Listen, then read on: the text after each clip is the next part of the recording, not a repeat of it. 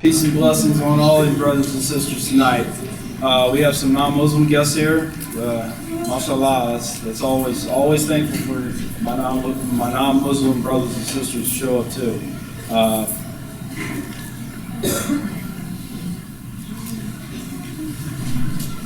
For those of you who don't know me, my name is Rich McKinney. I have several names. FBI also knows me as Umar Saeed. I am married and have a teenage daughter, so I'm pretty much used to being called anything. I've been asked to speak to the community, both Muslim and non-Muslim, about my journey to finding truth, or even beyond truth, to finding understanding. When I started lecturing, I had titled my lecture "From Hatred to Understanding," because that's really what it was. I had a troubled youth, ran away from home, was involved in all kinds of bad things, never graduated high school. But I joined the military. The military gave me a lot of things. It gave me a home, gave me a family. But it also gave me these things seated in my mind that to this day I still try to erase. But other than that, I had went through life, been to all different kinds of countries, been to every continent except Antarctica. I used to tell people until they put penguins on a terrorist watch list, I probably wouldn't go there. But having seen these other cultures, these other people, being to many of the places that you all are from yourselves, I found an enemy, something that I could call the hated one. Something that, for whatever it took or for whatever it meant, that I could fight against.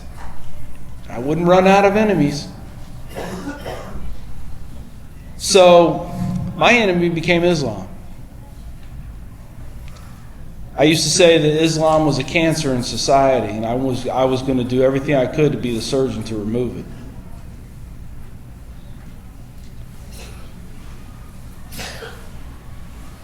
But one day, my daughter came home from school, and she was talking about this lady who came in to pick up her son. And of course, our children, they don't know races, differences, and prejudices, and all this, and all the nasty stuff adults deal with. Children don't know this. They learn this from us and from the rest of society. Now, this hatred that I had for Islam was mine. I was very selfish about that hatred, very stingy. I wasn't going to share it with anybody. So let me backtrack. I was forced out of the military because I got injured in Iraq. So they were medically retiring me. I was mad. I didn't want to get out. I begged and begged to go back to Iraq. And they asked me, they go, "Why?" I said, "I'm not done killing Muslims." Deep-seated hatred. I often equated my hatred to that of another organ in my body. Is there anybody here that wants to get rid of their liver? Their heart? No, you'll die, right? That's the way I felt about this hatred. It was what was keeping me alive. I devised a plan. I was going to do my part, the most I could do. I had learned to make IEDs. I had learned how they were put together. It's not real hard. And I was going to make one. And I was going to set it outside the Islamic Center in Muncie, Indiana, and set it off on Friday, Jummah. 150 to 200 people. That was my target. Now, I know I would have ended up in a federal prison. And I know I would have had a needle stuck in my arm.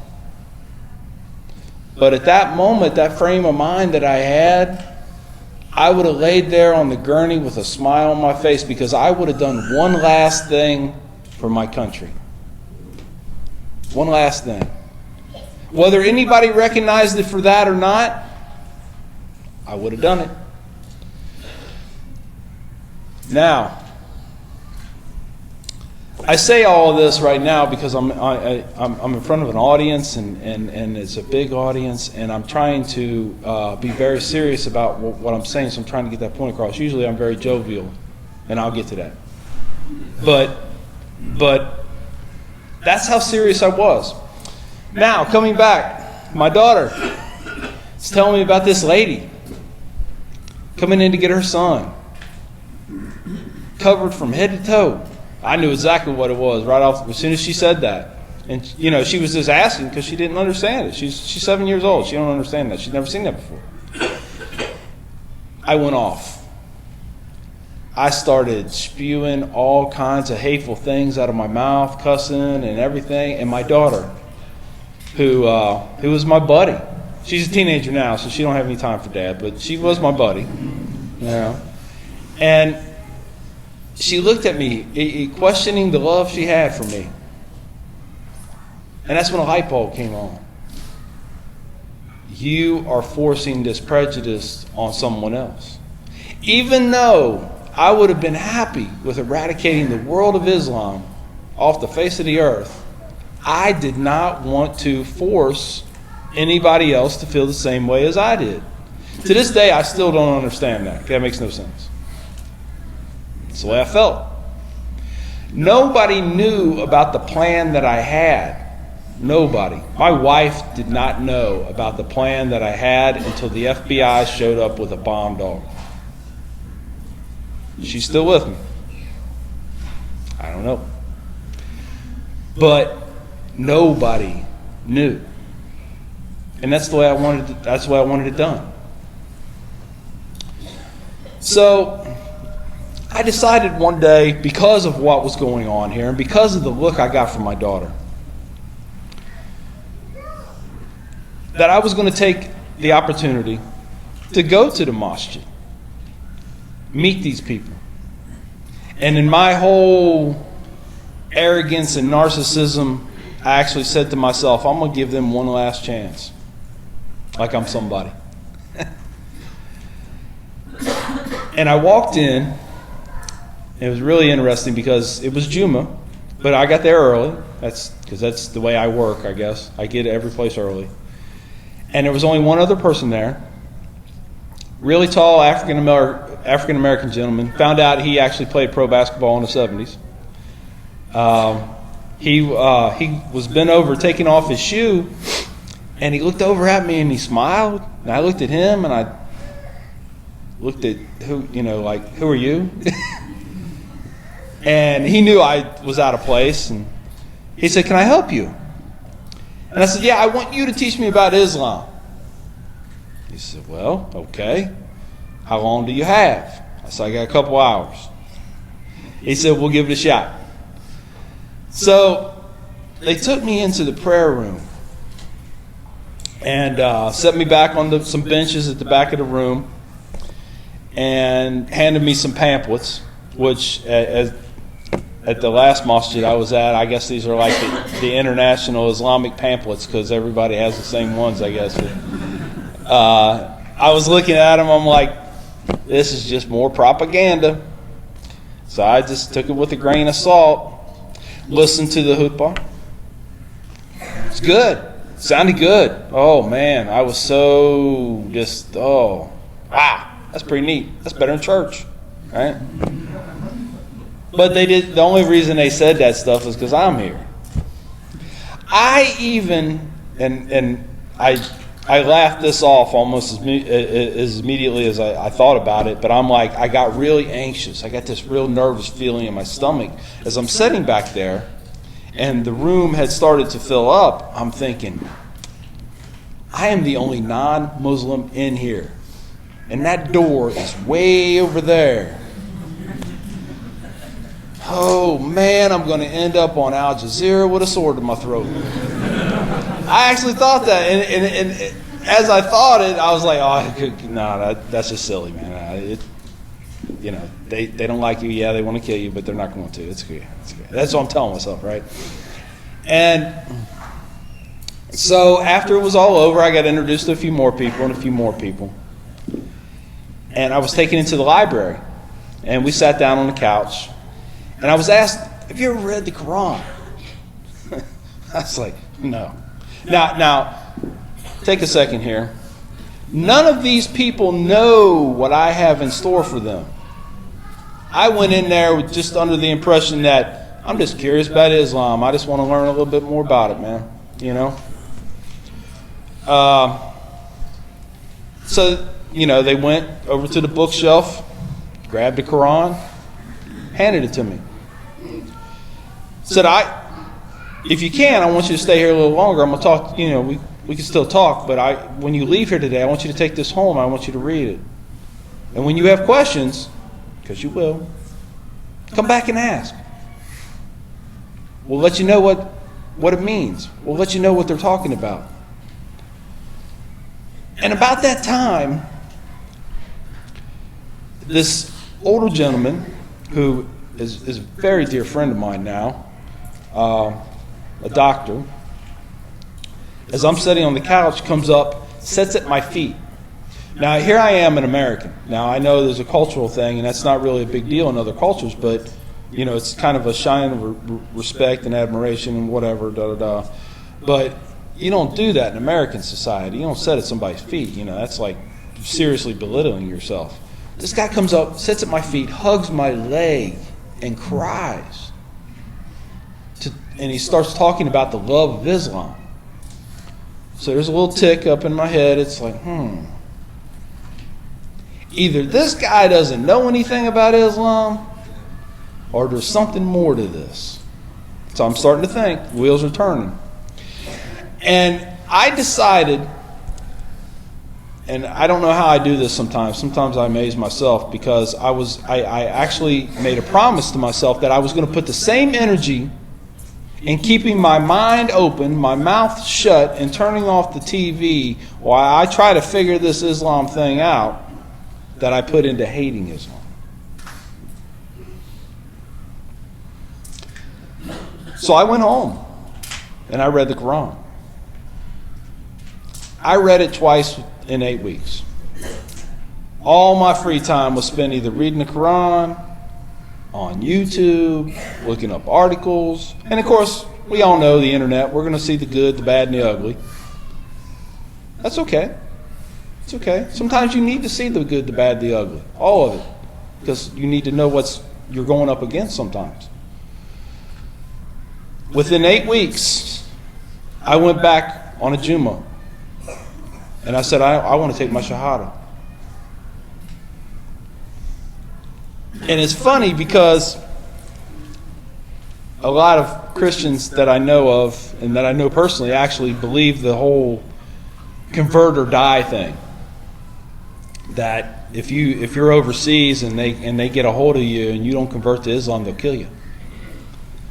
But when I went back and said, I want to take Shahada, I want to be a Muslim, that very same guy that was crying at my feet that one day was like, are you sure? Are you sure this is really what you want to do? It hasn't been that long. No, I got this. I know. When you know, you know. And I took my Shahada that day. And then I went through the course of dismantling all the stuff that I had and disposing of it properly. I have to say that now. Lawyer says I have to say that. And kind of going on about my life. Learning, I was actually, I was brought into play with, they allowed me to start delivering khutbahs, which was very humbling to me because, we don't have an imam, so we just have a rotation of people who are respected for their knowledge of Islam that give Friday sermons. And I used to tell people I was the dumbest person on the list because I was the only one who didn't have doctor before his name. And then shortly after that, they came to me and they go, "Brother Rick, we want you to run for president." I was like, "Excuse me? Of this place right here?" They said, "Yeah. We want you to be the face of this community because we think that you are what we need to take us into the future, to get us through this presidency and this election and everything else." I was like, I understood they had an agenda. Hey, it's marketing, right? Have this white guy on there. He's the face of Islam for Muncie. Okay, I can do that. So I took it and I ran with it. And some things that I didn't like that were cultural and I questioned the whole fact that the validity of them being Islamic and not cultural. We changed. Because I think I'm truly blessed in the fact that what I learned about Islam come from the Quran, come from the Hadith, come from very learned people. Not because somebody told me this is how we do this. Our faith has been led, I won't say astray, but has been led in different directions because of a lot of culturalism. Because we've let governments guide us on how we practice Islam. Now, in saying that, America is the best place for Islam for many reasons. But it's the best place for Islam simply because you can practice Islam how it was meant to be practiced, and not because somebody teaches you to do it this way. You can practice Islam according to what the Sunnah, the Hadith, very, very wise scholars, and most importantly, the Quran say. I corrected them on a lot of things while I was there, and I had to humble myself several times because I'm telling these people, something they should already know on the way they deal with their women. Several things about how. Well, when I was asked to run for re-election when it came time, but I was finishing school and I just didn't have time to put on to put into it, and I didn't want to do that to the community, so I stepped aside. But I nominated a female to be president of the masjid. And afterwards, some of the brothers came to me and they said, "Brother Rick, that's kind of progressive, isn't it?" I said, "Really?" I said, "Why am I always telling you guys, explaining your history to you guys?" I said, "Who was the first Muslim? Who created the first known university and library?" These are women. And the woman that I nominated was more qualified than any man in that community, including myself, to hold that position. So it wasn't something that was done just because she was a female. It was done because she deserved that position. She had full capabilities of that position. And that was why it was done. That's Islamic. Now, what I really want to get across to a lot of people is this hatred that we have. And we all have had it. It doesn't matter. Nobody's immune. because you're a Muslim does not mean you have not hated in your life, or you don't hate now. There's no reason for it. It's a cancer. That is the cancer. The hatred. We have what I call the big three: Judaism, Christianity, Islam, the Abrahamic religions. Okay? There are similarities that are too numerous to count, and a few discrepancies.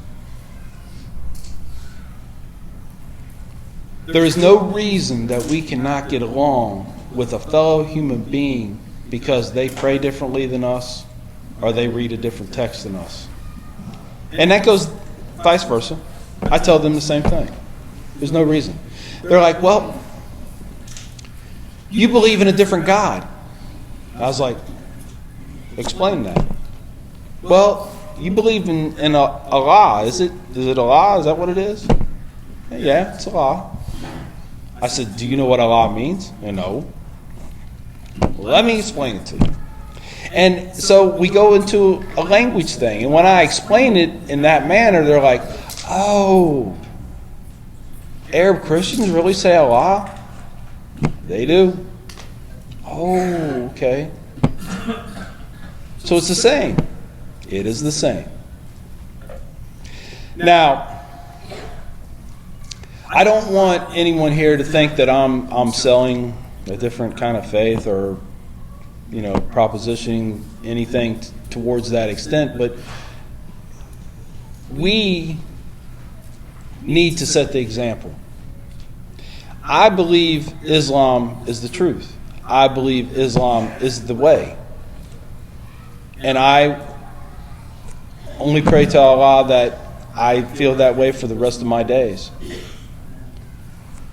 But we have to be the ones to lead the charge. We have to be the ones to set the example. That's on us. That was decreed to us by Allah. We're leaders. We're not followers. When we have people, extremists, fundamentalists, as I call knuckleheads, painting a picture of my faith in the light that I once believed it to be, that's wrong. And people are like, well, why is it Americans hate every individual Muslim? Why is it that they don't just look at us as just a person and another person and another person? I said, do you really want the answer? You're not going to like it. And he said, yeah. I said, that's your fault. He said, what? That's your fault. Depending on who you ask, there's just shy of or just over 2 billion Muslims in the world. So let's just even it out and say there's 2 billion Muslims in the world. Less than 1% of them are extremists, fundamentalists, zealots, knuckleheads. That 1% is speaking for the 99%.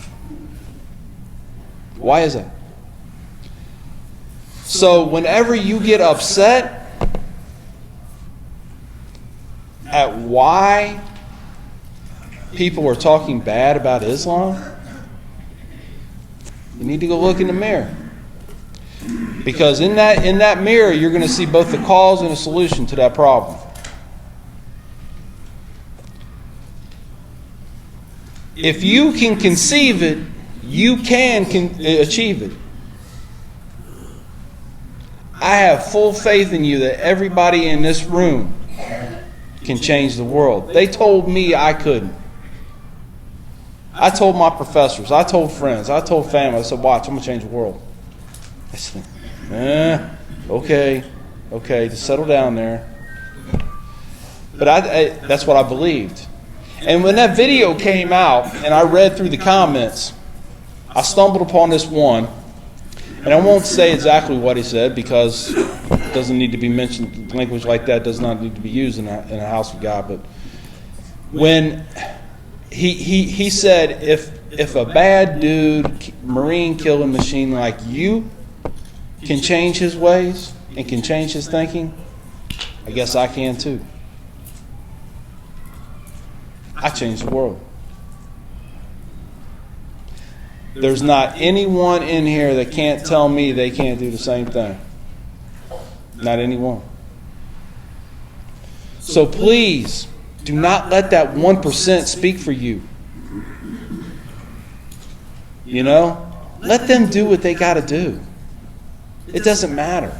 It really doesn't matter. Because in the end, they'll get theirs. Allah knows best. And Allah will judge them on that merit. I have full faith that if you wake up in the morning and before you go to sleep that night, you tell yourself, I'm going to make somebody smile today. That's not like putting a dump truck on that scale of deeds, weighing the good with the bad. Because that should be a goal of every human being. But to a Muslim, it goes beyond that. To a Muslim, it's a duty. It's not a, well, I hope I can. Well, I'll try. No, it's a duty. You have to do that. You have to. We're the leaders. We're the ones who teach.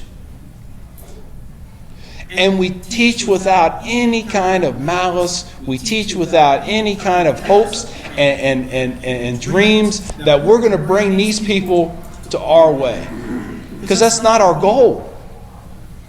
Our goal is to educate. Our goal is to cause understanding. What they do with that information that we give them is between them and Allah. Let Him deal with that. That's on Him. He knows best. You just talk to Him. And show Him good character. I've learned this. I have a lot in my life to be ashamed of. A lot. The way I've treated people in the past.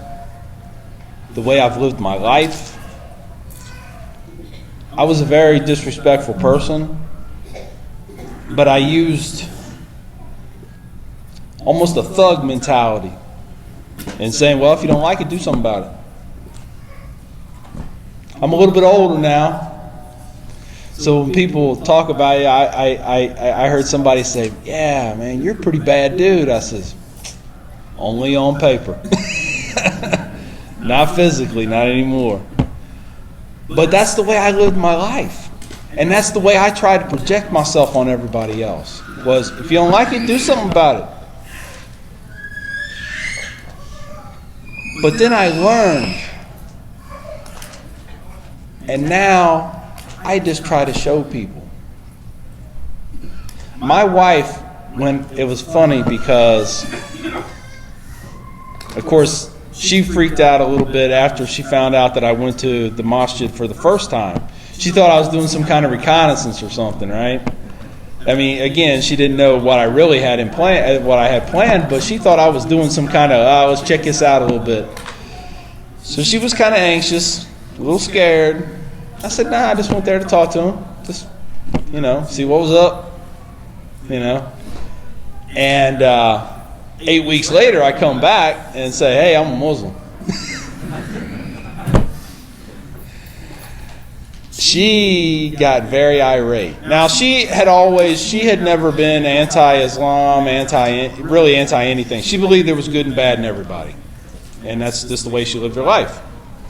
She would get kind of upset with me when she would hear me banter about Muslims and this, that, and the other, because she just didn't think that was a fair assumption for me to make. But she she allowed it because she knew that I had more experience with Muslims than she did. So, well, okay, if that's the way he feels, that's the way he feels. But when I came home and told her that I was a Muslim, she just flipped out. She said, well, I'm going to tell you right now, I am not covering my head. I was like, you're not a Muslim. I wouldn't even think you would want to. I don't know. Whatever. You spend a fortune on hair anyway. I'd really hate for you to cover it up. Jeez. And then she goes, well, if you want more than one wife, you need to get rid of me first because I'm not putting up with that. And I'm thinking to myself, well, half the time I don't want the one, so, but, mashallah. But yeah, I don't get the whole more than one wife. No, I'm too tired to do that. I can't. Yeah, I have enough problems with the one and the daughter. Yeah, there's no way. So, but of course, all that's kind of comical. But as she went on, and she was trying to figure out what I'm doing from day to day because I'm still trying to figure out this new life that I have, and it was taken slowly. I used to get so upset because I couldn't pray because I couldn't memorize Al-Fatiha, and I, just worked at it, and I just get so upset. But so every day was learning, even today, every day is learning, I learn something new every day. And some people will say that, man, you know a lot about Islam. Dude, what I know would go through the needle or the head of a sewing needle. But I guess to you, yes, I know a lot about Islam. So 4 years later, we had an Islamic Awareness Week at the university there where I live, and we had a guest lecturer. I do not remember his name because I have a bad memory. I forgot what I just said, so it doesn't matter. That's how bad it is. But the lecture he gave was Three Religions, One God. That was the title of it. Three Religions, One God. And within that lecture, she got the answer to the question, and I don't even know what that question was now, but she got the answer to the question that she had been trying to get an answer from me with. I didn't know. And my daughter and her both took Shahada right after that lecture. This surprised me. It's like, wow. So we get in the car, and I said, so I guess I can get that second wife now, huh? Oh, no. She still wasn't going for that one. But yeah, so it was exciting. It was exciting. But it was because I had shown her, wow, this guy, he doesn't drink, he doesn't try to look at the girls on TV anymore, what's up with that,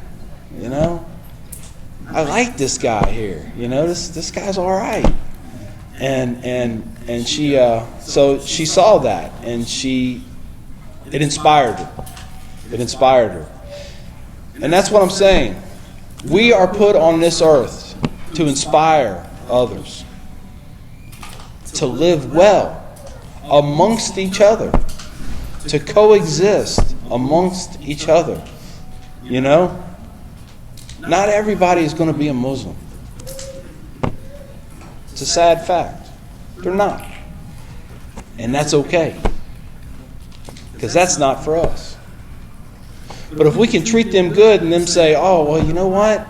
I don't know what's going on over here because I know some Muslims and they don't act like that. That's what you want. That's what you're going for. That's what you're shooting for. Not for you to walk into a store wearing a kufi or wearing a hijab and people going, I wonder if they got a gun. I wonder if they got a bomb strapped underneath that. Underneath the sister got a bomb strapped underneath her dress. Because people think that. I know that because that's what I thought. when we're out there, one of the first things that we need to do is to recognize the Sunnah of the Prophet ﷺ. And smile. Smile. A neighbor gives you a dirty look, spits at your feet, calls your name. Smile. One, because that really irritates somebody that's mad at you. And that's always fun. That's always fun. But the other thing is, you know what? They can't get to you. They can't get to you because you have Allah, and Allah makes you stronger. Haters are always going to hate. Guarantee it. Guarantee it. And I talk about that when you go out into public and about how you look and how you carry yourself, because it happened to me. You know, I'm a white guy. I go into a store, nobody really gives me a second look. Okay? It's just the way it is. It's that white privilege, right? Call it what it is. I walked into a Walmart. I gave a khutbah one Friday, and I had to get something at the store before I went home. I wasn't even thinking. But when I delivered the khutbah, I dress more traditional. You know, I don't wear a suit or anything. I wear a robe and a kufi, and that's what I wear. Well, I went to Walmart with that kufi and that robe still on. And I didn't even think about it. And I'm standing in line at the checkout, and I started to feel real uneasy. And I started looking around, and everybody was like, oh my God. And I was like, oh man. And then it hit me. I was like, oh, that's what that feels like. Don't like it. Don't like it. But what I told myself out of that experience is that, yes, I understand white privilege. And yes, I do have white privilege. And you know what? I'm glad, because I'm going to take advantage of that white privilege. Because I'm going to use that. I'm going to use it to get to people that other people are not able to. Because with that white privilege, that's going to allow me in certain doors and without any hindrance. And then all I got to do is grab their attention. That's all I got to do. I just got to get their attention, and I got them. So I'm glad. I'm glad of that. But again, Allah always has a path for us. Always has a plan for us. He's the best of planners. Another thing that I like to talk about is a lot of us as Muslims, but really even more as human beings, we're self-doubters. We have a lack of understanding on how much we can actually achieve,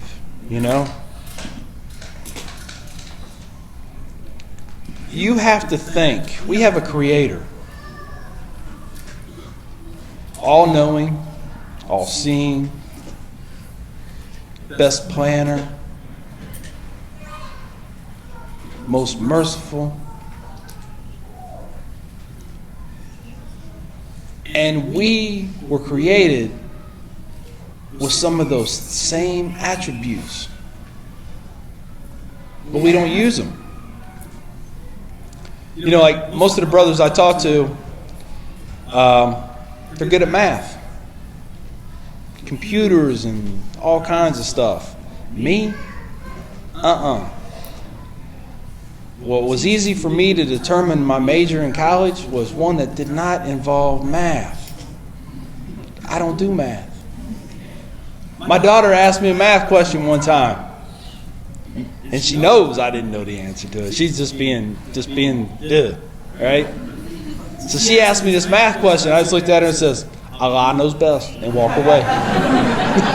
And just walked away, because I don't know. The college requirement where I went to, in order just to graduate and get a degree, I had to take it twice because I failed it the first time. Second time I got a 75. I'm like, whoop, I'm out. So yeah, math's not my thing. So But we were all made with these qualities. And people don't understand this whole self-doubting, this whole, oh, woe is me, And I say these things because I know exactly what you mean. I know exactly how you feel. I was there. I was there as a veteran, who had made decisions. And people on both sides didn't go home because of the decisions I made. That's a burden to carry on you that a lot of human beings don't understand. But even stuff like that, you cannot let get in your way. You cannot. I had to learn in my transformation that I had to be all the way over here with my hatred, as extreme as it was, before I could come back to here. I had to be on the edge before I could come back to center, because that's the way I'm made up. But I had to have the courage to do it. Self-doubting, you can't do that. Everybody in here can change the world. Everybody. But you have to want to do it. And you don't have to, changing the world is not like, changing leadership or renaming countries or anything. That's not changing the world. That's creating havoc. That's all that's doing. I should know because we did it. And still do it today. If you can make someone down on their luck that is willing to just jump off a bridge, they're so down, they're so depressed, they're just hating the fact that they still are breathing. If you can put your arm around them and say, brother, say, sister, I got you. I got you. You change the world. You've done it.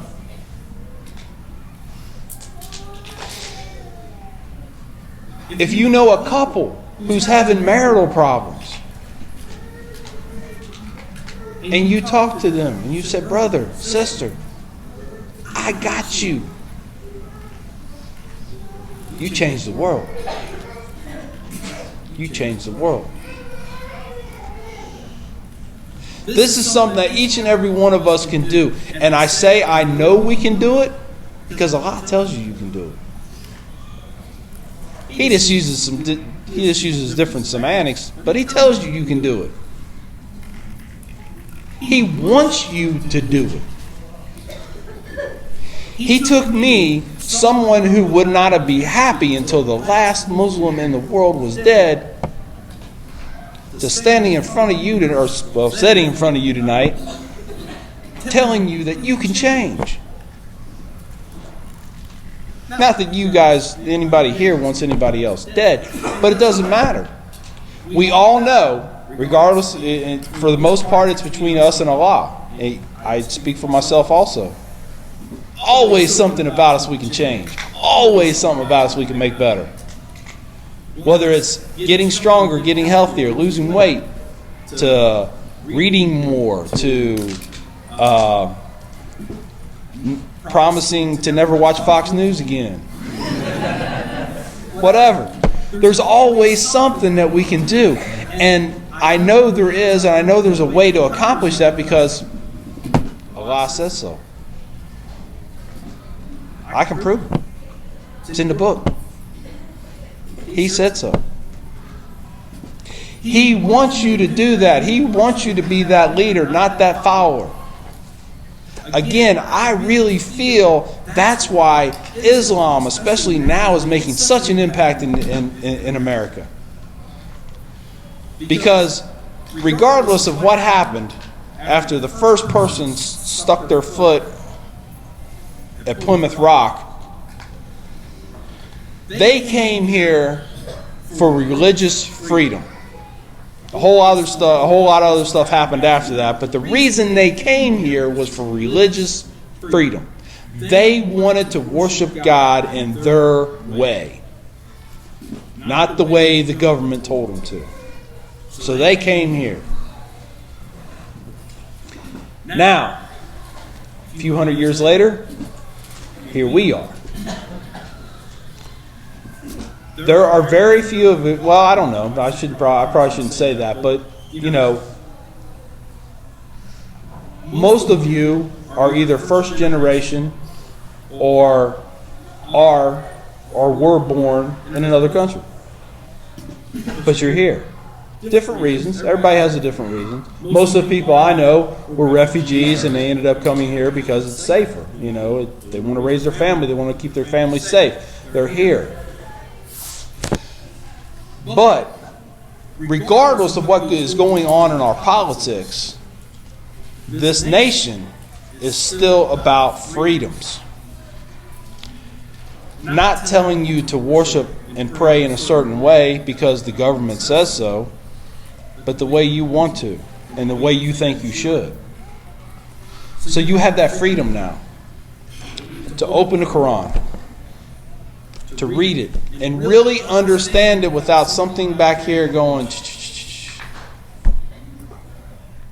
Because that's what's happened to a lot of our religion. A lot of our religion has been sent off in different directions because governments want to control things. And it happens here. Governments want to control things. And that's why that's why the Muslim ban happened. It wasn't an Arab ban. It wasn't a Indochina ban, Afghani ban. It was a Muslim ban. Why'd that happen? Again, 1% is speaking for the rest of us.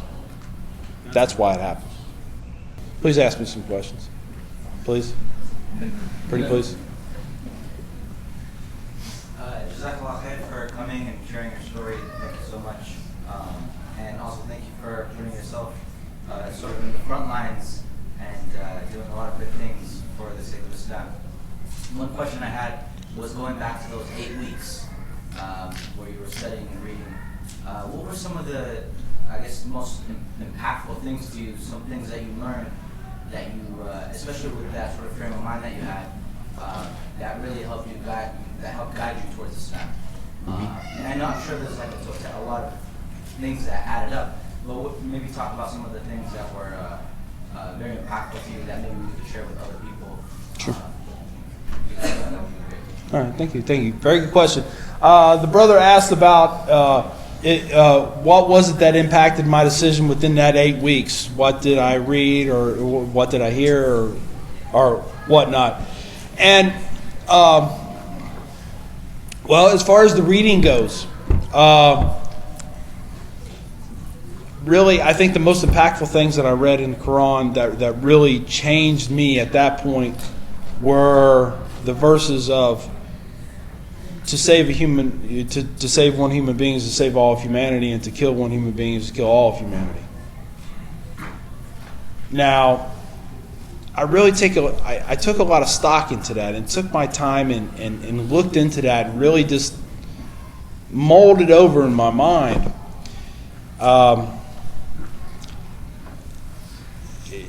Humbly, I have to admit that people have said that I'm a little smart, so I do think about things quite a bit, and I try to think about them kind of deeply. And when I read those and equated Al Qaeda, ISIS. Well, no, sorry, we didn't have ISIS yet.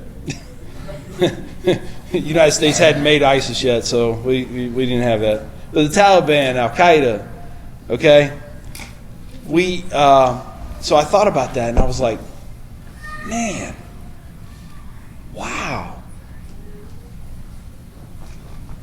Now I get to the point to where, yes, the 1%, the 99%. 1% doesn't know what they're talking about. I learned that most of them could care less about the organization's philosophy, theology, or anything. Most of them that join these organizations are just looking for revenge. because something we did. Somebody asked me one time, what's the quickest way to make a terrorist? Drone attack his village. An example would be, here I live down on the end of the street here. I don't do nothing. I work all day, support my family, pray 5 times, go to Juma. That's my life. Some bad guy comes in to visit a friend that lives on the other end of the street. U.S. finds out about it, sends a drone over. They take him out. They also took out the rest of the block. I'm still alive. My family's gone. I want payback. And there's not very many of us in here that could say we wouldn't feel the same way. They took my family. It means nothing to him to drive a truck full of explosives into a gate somewhere. It means nothing to him to put on a bomb vest and blow himself up in a crowd. Nothing. Because he's lost everything. You took it away.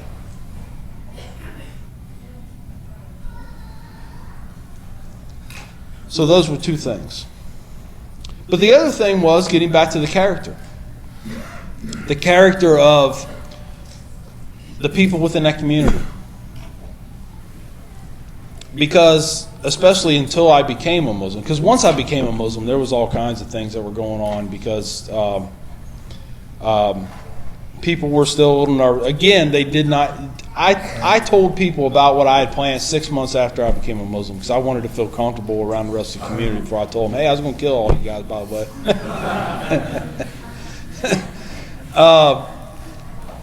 But the way they treated me, I wasn't a Muslim. I just showed interest in their beliefs. I was invited over to houses, fed, the president now of the Islamic Center, her family were very good friends.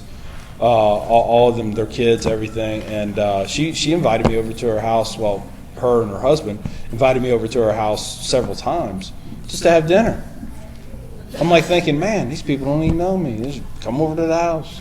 Being an American, American society, we don't do that to people. I don't know whether it's just a lack of trust or, in my former life, I actually used to have a T-shirt that says, I used to be a people person, but people ruined it. Because that's the way a lot of American society lives their life, Like, I'm doing what I'm doing, everybody else just get on my way. Leave me alone. But Muslims don't act like that. Not supposed to. Right? Do they? Yeah. It happens. Sure. But when I saw that character and saw how, here's this guy, and the husband is the one who was crying at my feet. I see this guy. This guy's got everything, man. So I, in my American societal thought, he's got everything.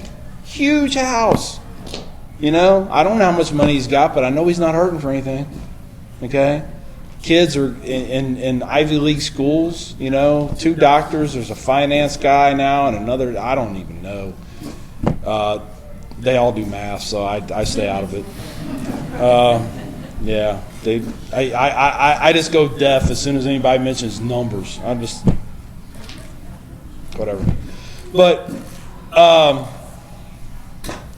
that was what impacted me. Those 2 verses and the character of a Muslim. Because it went against everything I had thought I knew about Islam. Hope that answered your question. Anybody else? My question, you kind of touched on this a little bit, but when you finally made the choice to convert, was there like a lot of pressure? Were you worried how other people, how your other friends were going to use? Oh, yes. MashaAllah, thank you.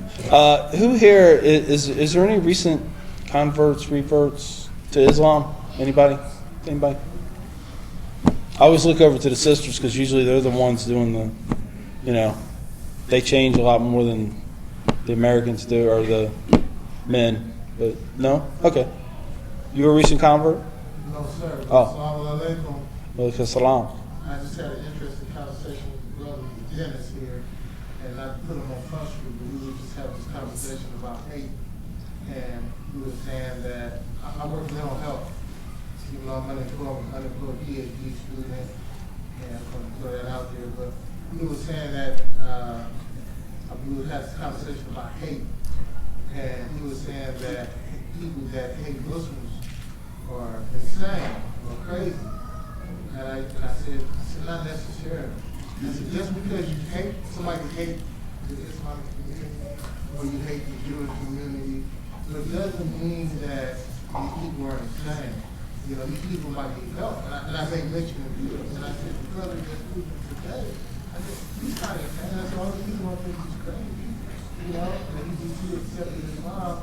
I said that a lot of times people don't know how to speak treatment. They don't know how to talk about this issue, about, like you said, our differences. Mm-hmm. You know what I'm saying? People don't know how to talk about the differences. But, my estimation, not everybody that hates is insane. No. And that's a good point, brother. I'll come back to that. But when you were talking about how the rest of, I guess, my people looked at me, well, I was actually still in the military. I was awaiting my retirement because it took so long. I waited for 5 years on my retirement. They just had me. That's a whole other story. I won't even get into that. But I was just waiting around, still getting paid, and just waiting to be retired. And so I was still in the military. I went in to get some dog tags, my dog tags printed, okay? And your religion goes on there. So I told them, they said, are you no preference, or do you have a religion? And I said, yeah, I'm a Muslim. And they're like, what? I said, yeah, I'm a Muslim now. I've been a Muslim now for a couple of weeks, man. They said,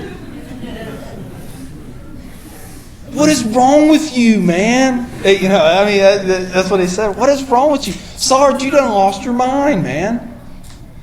He said, he said, that TBI stuff's real, isn't it? I said, no, man, I became a Muslim. Well, it's about a week later, I lost my security clearance. Which is not a big deal, really, because I was on my way out anyway. I didn't need it, and I really did not want to know anything else that was going on anyway. I didn't care. My friends, the people who I really consider my friends, were in the military. There was a group of us. They called us. They actually called it. There was a movie came out in the '80s called Band of the Hand or something like that, and that's what they actually called us, Band of the Hand, because we all had tattoos on our hands. I'm the only one left. Everybody else is gone. But the people I hung out with, we don't talk, and that's mutual because they still have the lifestyle that I had, and of course I don't live like that. I don't drink, I don't womanize, that was pretty much our existence. Well, so we have nothing to do now. There's nothing we can do. So we just don't talk. I mean, there's nothing really there. Of course, they don't understand what I was thinking when I became a Muslim. They don't get that, and that's okay.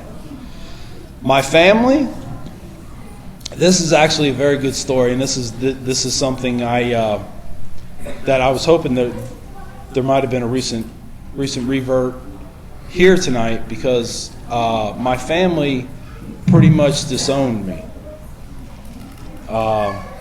Never had a real good relationship with them, so I really didn't cry about it. Like I said, I was a teenage runaway. But I was told I was told that you're welcome to come visit, but you need to leave that Islam stuff at home. I don't even really know what that means. But I took it as, you're really not welcome here. Because if they're not letting me be who I am, then they don't really want to see me. Again, that's okay. My weekends are free. That's the way I looked at it. Always a silver lining somewhere. You just got to look at it differently, you know? And so when I was told by the people in New York, it called me up and it says, hey man, got some good news. And I knew the video was supposed to come out on Facebook like the next week, like Wednesday or something. And he said, hey, your video is going to be on TV this Sunday. And I was like, what? It wasn't supposed to be on TV. It was an internet thing.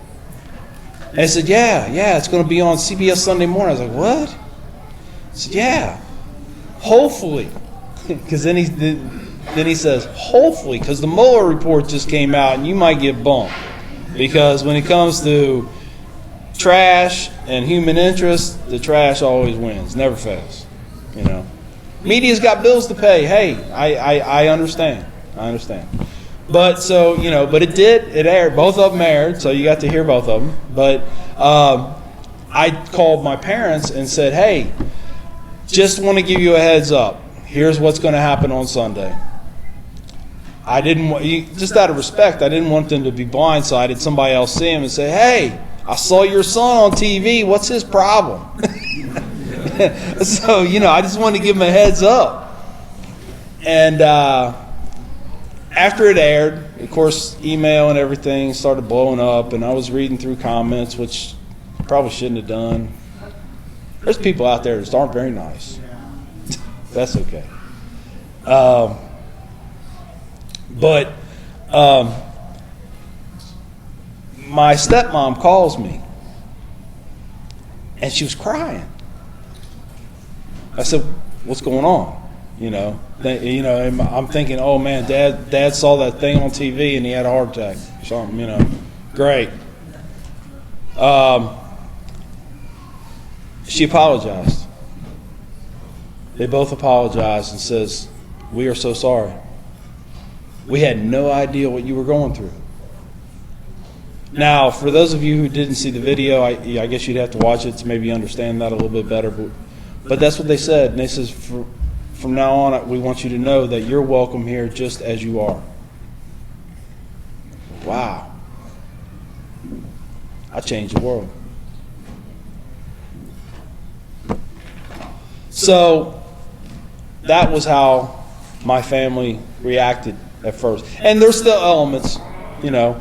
I actually went back last week, and my cousin, who's always had a problem, you know, well, it's not a problem. We act more like brothers towards each other. We're always saying something, you know, teaseful, you know, teasing each other about something or saying something sarcastic to one another. Like he's got a big truck. He's one of those guys. Got a big truck, right? I got a little car. Well, actually, it's a Chevy Spark, which is a gas-only powered Prius. That's what it is. It actually gets the same amount of gas mileage, and that's why I got the car. 38 miles a gallon. Psh, whatever. You know, I got nothing to prove. I don't need to look cool. I had a car. I parked my car next to my cousin, and I said, "Hey, man, I want you to know my car's there, dude. I don't want you running over my car." He said, "That's a car?" He said, "I thought that was a booger." I was like, oh man. But you know, and I showed up this last week because we had another funeral, and he come up to me, give me a big hug, and he says, "Where's your sheet?" I said, "Brother, I only wear that when I give sermons on Friday, man. I usually don't wear that from day to day, man." He's like, "Oh, I'm just messing with you anyway, man." I said, "Oh, no, it's okay, man. It's okay. Hey, if you can't laugh about it, you know." And that's the other thing I see too. A lot of times, it's mostly a lot of the older Muslims. Laugh at yourselves. Really. Because we're funny. I'm not going to lie. We are funny people. You know, we look funny. We do funny things. You know, especially the men. You know. Just ask your wives. We are funny. It's not always in a good way, but we're funny. And the enjoyment. There's a lot of enjoyment I see, especially out of the older Muslims. And I don't understand it. It actually kind of concerns me. It kind of concerns me because I don't know if they're just like taking everything too serious. You know? I mean, it is serious. I'm older now, so I got to think about that. You know, it's like, hey, you know, I'm not that young guy anymore. I'm not the guy who used to jump over walls and kick in doors, you know. I try to jump over a wall now, I'm liable to break a hip. You know? But I'm not going to take things so serious that I don't enjoy my life anymore. Allah made the religion to bring us together and to enjoy our lives here. That's subjective, though, because it's what you make of it. If you take that knowledge, you live the Islam, you live the lifestyle, you do what you're supposed to do, you live by the pillars, you will enjoy your life here. I've learned that because I've lived that other life. I've lived the partying. I did all that. Don't need it. Found out that I actually have as much fun now as I ever had. And I don't have to worry about feeling sick in the morning. I'm good. You know? So anyway, I probably need to start wrapping this up because I think we need to pray again. Yeah? Yes. If you relate the past incident which happened in New Zealand just now, how was that and as far as you getting 10 years, how would you relate that incident? I mean, if you knew about this incident, how would you be able to change? How would you change that? The incident which the shooting occurred in New Zealand. Oh, New Zealand. Because you know how you pass it, you have 10 years like police and you stop. I'm just thinking, if you know somebody like yourself, you were planning to do that, but you changed. And then you heard about this incident, how did you help? Okay. No, that's a very good question. The brother was asking, with my knowledge of where I was, where I am, what I went through, especially talking about the teardrops, what would I do to change the guy who went into the mosque in New Zealand, right? Okay. That is an easy and a hard question to answer. It's a very good question. But it relies on that other person. Because you can always say what you're going to do. You can always say what you would want to do. The brother who met him at the door and said, "Assalamu alaikum, welcome, brother." That's, at that point, without knowing anything else, is the best that you could do. Now, me, and this is still something I go through myself. You know, I'm not that bad guy that you see on my paper anymore, physically. But I would act a whole lot different if I saw anybody walking towards me with a rifle. But if I was able to contain that situation, I would take that individual and I would sit down with him. Because that's who I am now. That's what Allah has decreed for me to do. Not to hurt that individual. Even though the malice he had in his own heart. Because I was that person. Different method, but I was that person. But when I was greeted at the door, I took a minute. I opened my mind, shut my mouth, and turned my TV off for 8 weeks. I was that person. I don't like guns. The bomb was better. But that's a case by case. There is no blanket answer for something like that. That would have to be a case by case. But what I'm doing now, and by hopefully motivating some of you to get out there and start to make those changes, make yourself known, and show people the true side of Islam. Not the Fox News side of Islam, the true side. Show them that character. Show them that, hey, we're a brotherhood. All of us. We're a sisterhood. All of us. We have this. And this is why. And this is how it's done. I don't know what's wrong with those people. I can't say they're not Muslim. And sometimes that really irritates me that I can't say that. But I can say they're not acting Islamically. I can say that. But to answer that question would be very hard to actually give it an answer, because it would be case by case. What I know now, I think I would be better suited to handle that situation, because I was that person. So I understand. I can empathize with that person, how they feel and the hatred that they feel. So Bishop prayer is at 9:30, so we have 5 minutes. So okay. Let's see if any. I want to ask the sisters, because none of the sisters have asked any questions, and I know y'all are shy and this, that, and the other until you get home, because I could probably just ask the husbands over here. But anyway, hey, I got one right there. Okay, so as Muslims, we all have, I know we have a lot of topics. Have a what? I'm sorry. Okay. We have a certain level of fear. So when you went in the masjid, I'm quite sure there was something back here, but while you were studying, did you understand the fear of Allah? It wasn't having why. Not till afterwards, not while I was studying, because